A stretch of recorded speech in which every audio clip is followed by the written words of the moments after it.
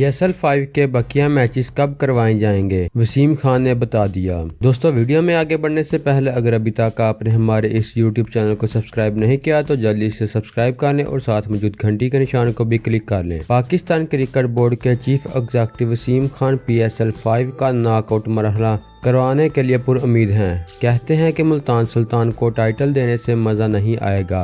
Pakistan super league 5 खत्म नहीं कर रहे, PCB ने 2 टोक मौकिफ दे दिया। वसीम खान नॉकआउट मरहले के इनकाद के लिए पुरुमीद हैं। PCB के चीफ एग्जीक्यूटिव ने एक गैर मुल्की वेबसाइट को इंटरव्यू में कहा कि मुल्तान सुल्तान को टाइटल देने से मजा नहीं आएगा। रवां बरस नवंबर में मैचेस करवाए जाएंगे। वसीम खान का ये भी कहना था कि अगले साल दीगर शहरों में भी मैचेस करवाएंगे, जबकि 2022 में नई टीमें लीग का हिस्सा बनेंगी।